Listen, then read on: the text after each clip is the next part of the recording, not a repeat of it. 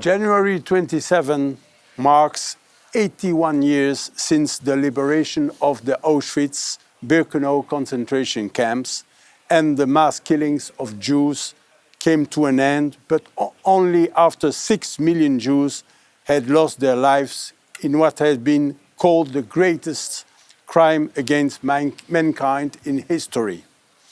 Since 2005, this day is marked as a United Nations International Holocaust Remembrance Day, where commemorative events are organized in national parliaments and other prominent locations around the world. But today, also another date has been added to the Jewish collective memory of mass killings and pogroms. This day is October 7, 2023.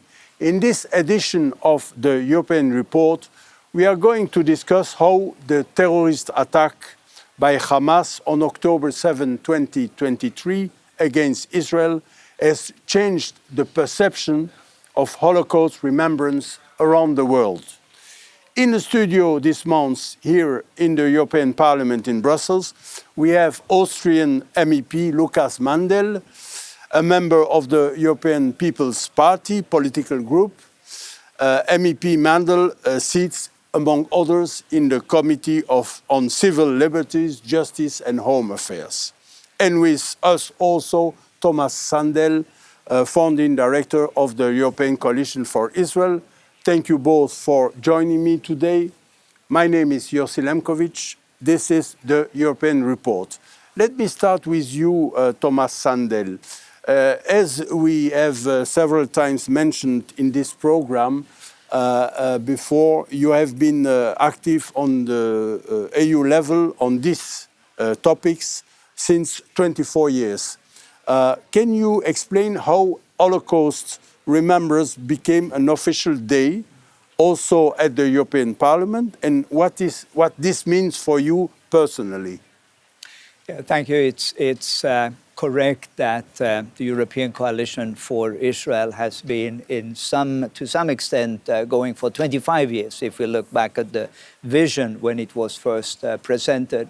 And I think one of the first achievements, if we may call it an achievement, was that we brought up this idea already in 2005 that wouldn't it be appropriate that here at the very heart of political Europe there would be an International Holocaust Remembrance Day. And we have to remember that in 2005 it had not been formalized by the United Nations yet. The European Parliament actually issued a resolution before the United Nations, something which hasn't been always paid attention to. And on the 27th of January in 2005, we had a small meeting. All beginnings are small. It was the Israeli ambassador, it was maybe a handful of members of European parliaments and others who came. And that was the beginning.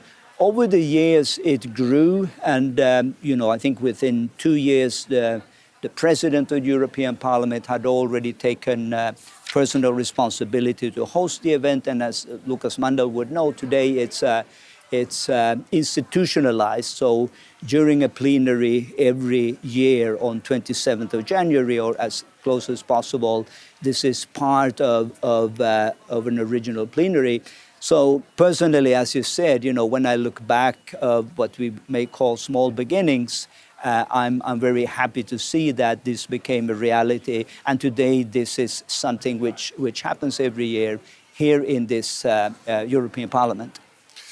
MEP Mandl, you have been a member of the European Parliament since 2017, so 3 mandates. Can you share with our viewers how this day, International Holocaust Remembrance Day, has evolved during the years, especially during the 3 terms that you are in the Parliament? And how is it recognized today by your colleagues in the Parliament? Does everyone in the European Parliament understand the importance of Holocaust remembrance? First, I'm grateful that the European report is present again in the European Parliament. The European Parliament can host the European report. It's an extremely important program and it's relevant what has been broadcasted in the European report for many years. Secondly, it's actually an important issue that, as Tomas Sandell has already mentioned, it's a regular exercise, an institutionalized exercise to commemorate the victims of the Holocaust, the Shoah, every year in the European Parliament in a formal plenary sitting without any political activism. This is important. I mean, I'm an elected official, I'm a parliamentarian, I like parliamentarism, I even think parliamentarism is a big innovation of mankind, but political activism is not in place when it comes to a proper remembrance, a proper memory for the victims of the Holocaust, of the Shoah. And this seems to be extremely important to me. It's a question of civilization. It's not a political standpoint to commemorate the victims. It's a question of civilization, of civilized human behavior to remember victims, to mourn the victims, and also to not again be part of an aggression against them by forgetting them. This would be wrong, and this is why this very first Parliament of Europe in history, since 1979, is the right place, the European family table, so to speak, the living room of the European house is the right place to commemorate the victims on European soil, and they were victims of human aggression as well, of man-made aggression on European soil. So your question was whether everybody understands the depth of this very matter. Unfortunately, a serious response has to be no.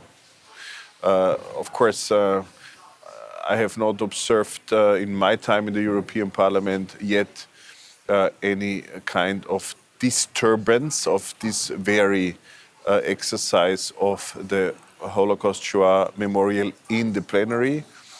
But there were disturbance activities of memories, of acts of mourning victims in other places in the parliament and outside the parliament in the past. We have to be aware of that. And I think what's always following the remembrance is the never again. It's two different things, but it's the one follows the other. Because mourning victims is an act in itself. It doesn't need any condition or any follow-up. It's mourning victims. But there is a follow-up if you, let's say, sane and soberly think about it. The follow-up is it happened. And I can only recommend to everybody observing the European report to reread Hannah Arendt, for example. Mm-hmm. It happened. It can happen again. We must not forget about that. We have to face the reality. It can happen again on European soil. Similar things happened, as you said in the beginning of today's program on October 7, 2023. It's possible. It's possible human behavior. It's in the range of what humans can commit as severest crimes you can imagine. And this is why the follow-up is always the never again, and never again means today. Never again is now. And this is what, as a message, not a political message again, a human message, a message of civilization has to be conveyed time and again. So you say that all political groups in the European Parliament respect this day? Yet I can say in the plenary memorial acts, there was no disturbance from any side. And the members of European Parliament are very much free and personally responsibly on their behavior, on their activity as parliamentarians. So it's not only about groups; it's about each and every parliamentarian. And we all know there were parliamentarians accused of even law breaches when it comes to anti-Semitism. And behavior like that. But these are only individuals, which has to be also seen individually. The institution of the European Parliament, under the leadership of Roberta Metsola today, but also under the leaderships of others like her predecessor, David Sassoli, and also others, was always clear. It is an institution of the Europeans in the sense also of European values when it comes to that question. But it's held up by the parliamentarians, and there have to be parliamentarians in nearly each group, or in each group, but there are parliamentarians in nearly each group who really hold up this behavior of civilization as I have tried to describe it. Tomas Sandell, in some of your early discussions, you have expressed criticism as to how January 27 is commemorated around the world today. Can you explain why and how? Yeah, I don't want to contradict anything that a good friend Lukas Mandl has said, that this should be depoliticized in a way. It's a matter of humanity. At the same time, I have had over the years some experience where, for example, and I think I mentioned it before on this program, when I was introduced to a very prominent EU politician as a founding director of European Coalition for Israel, and the person asked, and what does this have to do with Israel? And I would argue that it has a lot to do with Israel, and we said this before. If there would have been a Jewish state in 1938, millions of Jews would be alive today. I would, from Jewish corners, they often say, maybe a bit cynically, that Europe loves dead Jews, but I have more problems with those who are alive. What I would add to the importance of January 27 are two additional dates. One is, correctly, as you mentioned at the beginning, October 7, 2023, to realize that never again we did fail them, never again did happen. And we have to understand that this is a reality today, but also that anti-Semitism today looks different and is often focused on the collective Jew, the state of Israel. And that's why I personally appreciate people like Lukas Mandl so much, because he doesn't make the distinction and say, well, yes, anti-Semitism, but no, Israel is awful, and Israel is just as bad as Nazi Germany, as some may say.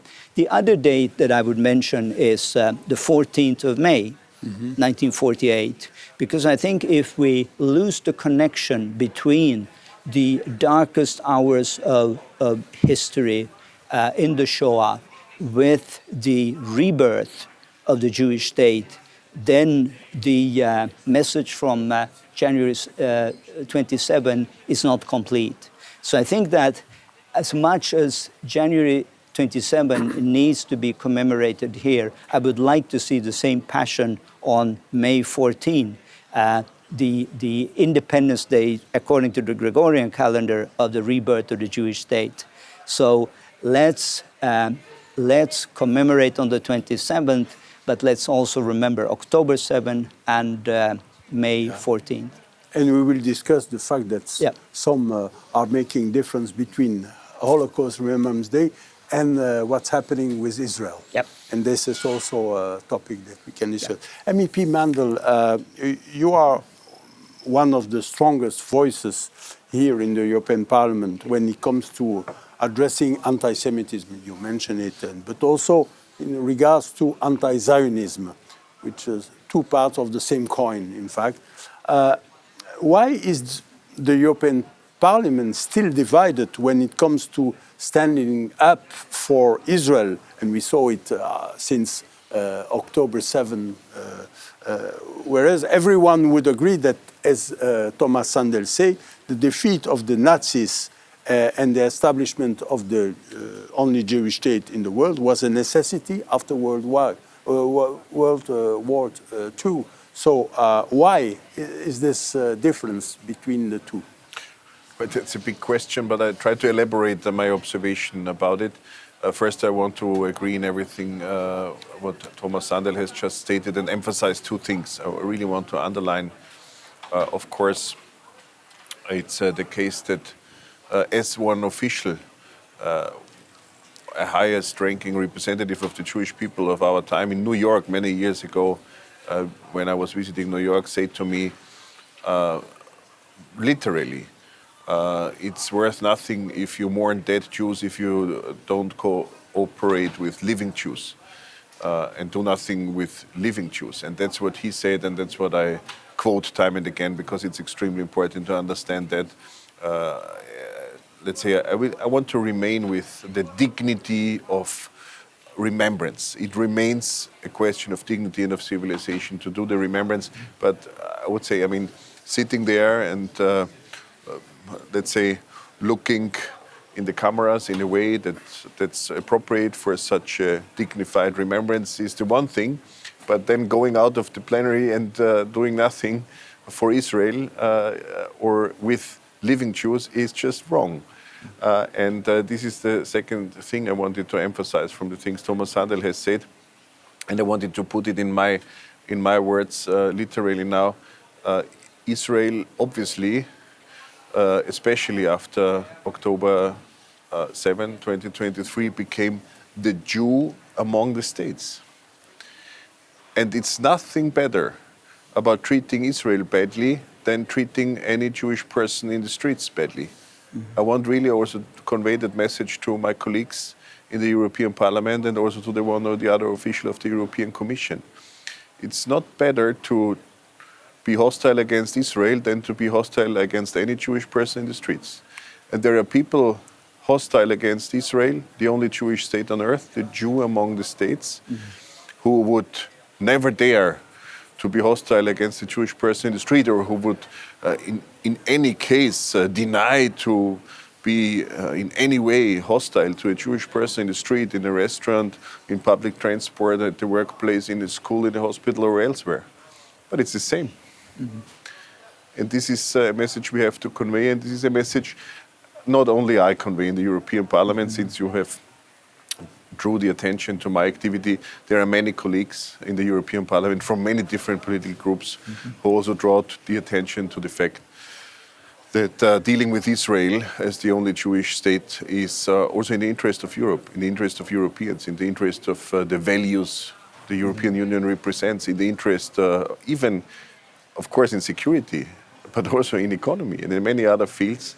So it's not a gift to anybody to deal with Jewish people or Israel. It's in the interest of Europe itself to do that and to in a sane and sober way address that politically is something everybody is requested to do in representing the Europeans in this very parliament. But I don't want to avoid responding to your question also directly.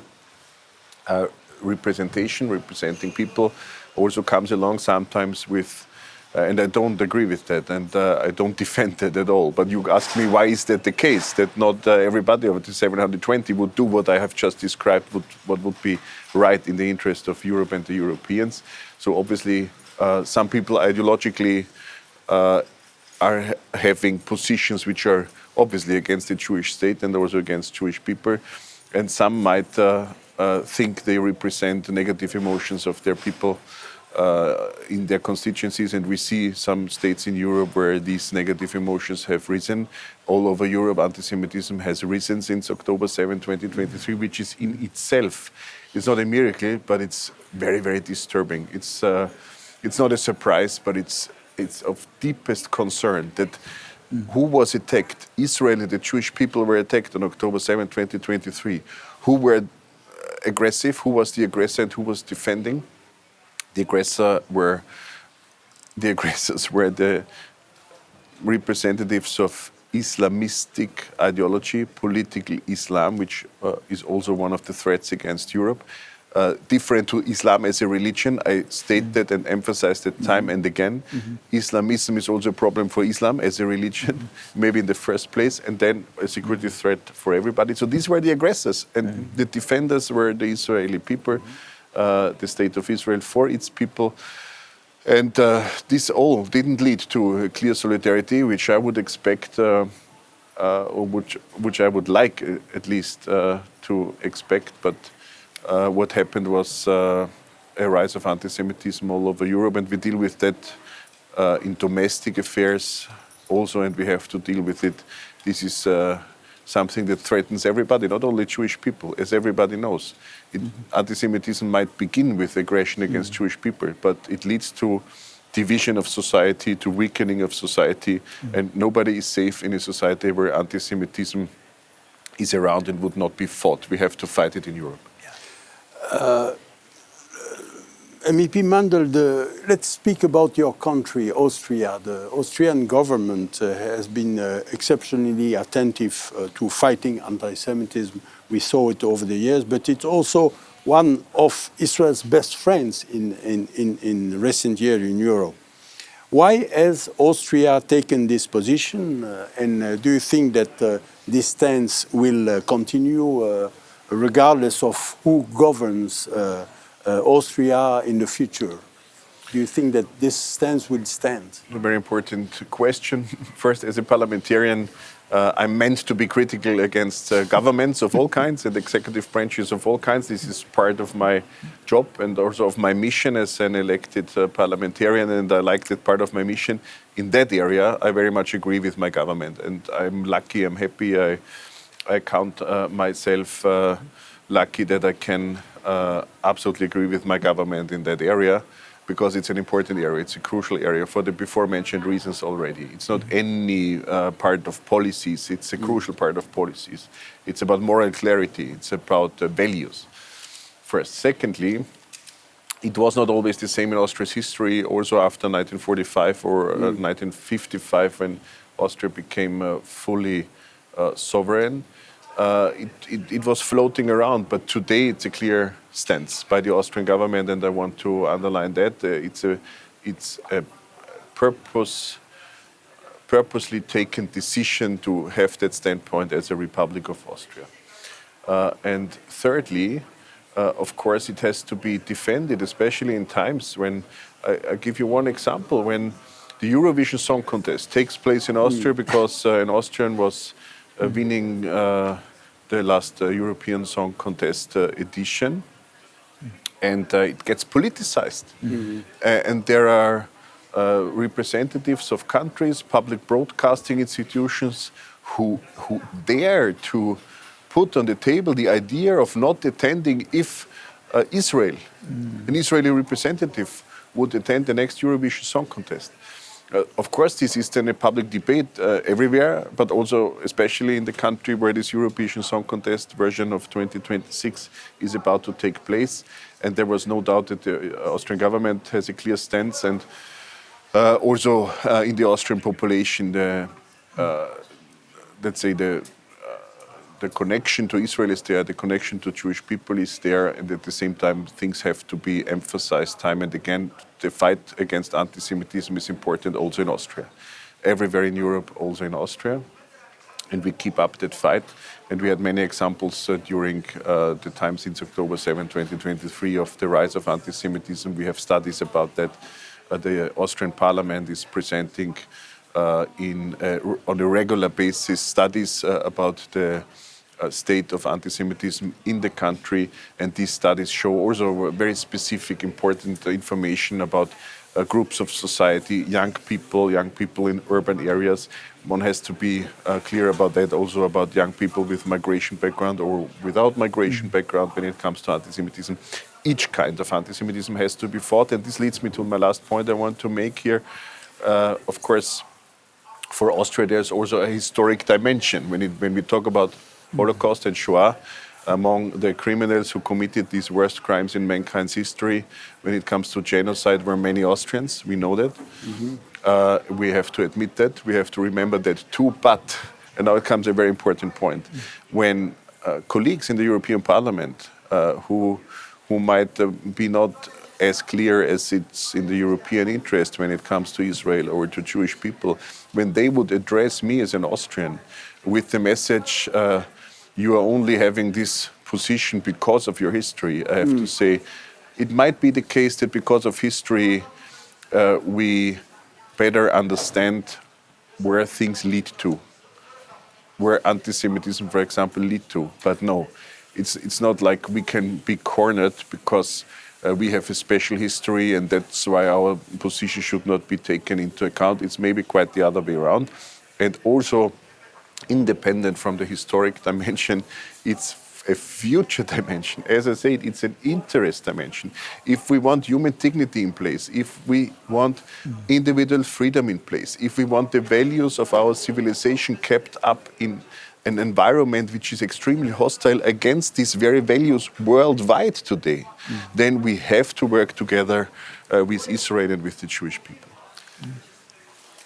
Before we are concluding today's program, I would like both of you to say how are you going to mark January 27 this year, and what would be your personal message on this day? Tomas, I will start with you very quickly. I think we are going to the same event after this recording here in Brussels, but we will also do an online event on the 27th January with young leaders across Europe to raise these issues with them. And my message would be very simple. Remember January 7, but also October 7, also May 14th. I emphasize this message. I will participate in the special plenary sitting of the European Parliament in the remembrance of the Holocaust, the Shoah, and the victims especially.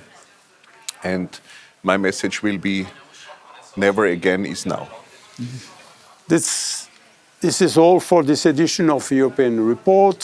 Thank you, MEP Lukas Mandl and Tomas Sandell, for your insights, very interesting insight on the upcoming Holocaust Remembrance Day. To our viewers, as always, if you like our program, please feel free to share the YouTube link with your friends and colleagues. My name is Yossi Lempkowicz, and this has been the European Report. See you again next month.